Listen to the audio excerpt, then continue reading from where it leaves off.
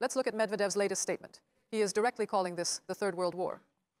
We just quoted the deputy chairman of the Russian National Security Council, the chairman of the Russian Defense Committee.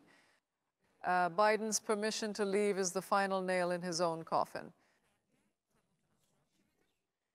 Biden will take too many people, thousands of people with him when he leaves. I said he will die. Let's see what Medvedev says.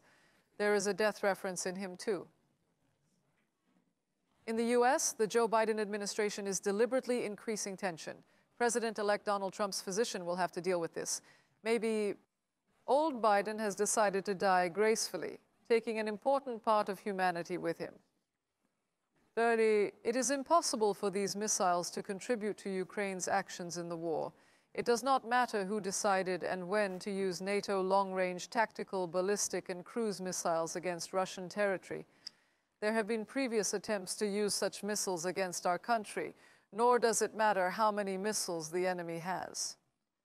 President Putin has made it clear that if Ukraine were to initiate an attack on Russian territory, NATO, the United States, and European countries would be compelled to join the conflict. The statement made by our president holds significant weight, prompting the approval of a revised nuclear deterrence doctrine. Utilizing NATO missiles in such a manner can be interpreted as an act of aggression against Russia conducted by the alliance countries. Consequently, Russia would have the right to retaliate using the devastating weapons employed by Hitler against not only Kiev, but also any NATO elements located anywhere in the world. Should such a situation unfold, it would undoubtedly lead to a catastrophe of global proportions, World War III. Now, Mr. Gieser has indeed responded to your question from their perspective, but it holds no significance. This response felicitously elaborates the point. Also, you know, such metaphors. He's dying. I mean, Biden's age is obvious. He's making a tasteless reference, but he's going to take millions of people with him when he dies. This is the last nail in the coffin. This is the Third World War, and so on. Now, Medvedev, we already know the tone of the House, but this threat has been thrown around so much that it has no meaning. Now, even though they know this, you know the nuclear doctrine. Even if I go ballistic, I will respond with nukes. Does this have any equivalent, or is Russia just going to play ball until Trump arrives? Russia has actually emphasized this many times here, Ms. Sania, namely, I will not hesitate to use my nuclear weapons, but this is the last resort. So, and do you always remember here, first Ukraine?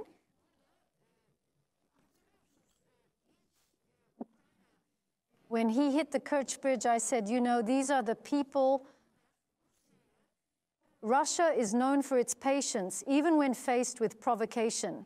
The country takes its time to plan and execute a necessary response.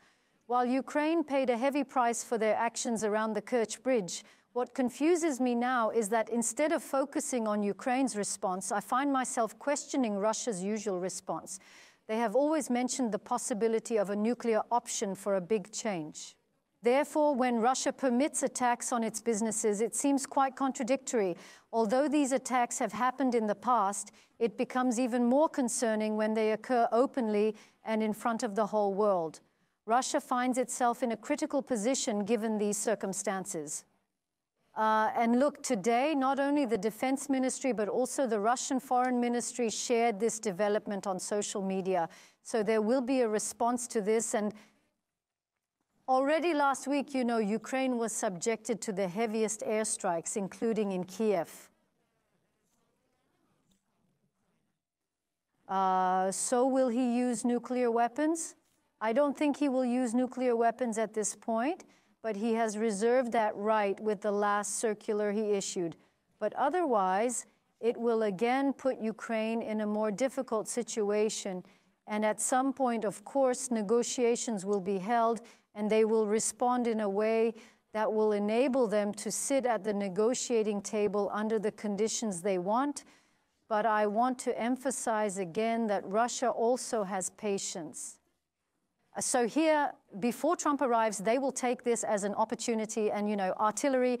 So again, there are two scenarios in front of us. Either they will use this as a stalling tactic, they will not act on the basis that when Trump arrives, we will end this war on my terms anyway, or they will do what I am doing until Trump arrives. After that, my Pasha just said something very important in this Atlantic alliance. Look, these ruptures benefit Russia the most. So let me make a move.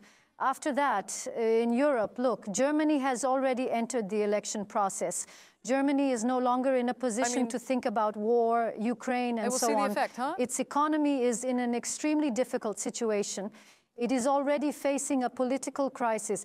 This is exactly the scenario that Russia wants.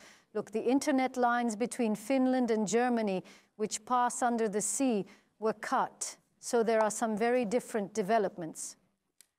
Pistorius made a statement by the German defense minister. This is not a coincidence. He said this is not an accidental incident. When we read all these together, there is already a tense situation. Just as Israel continued to increase the dose of violence in the Middle East before Trump came, I don't believe that there will be a ceasefire. I don't want to count. He went to the region again.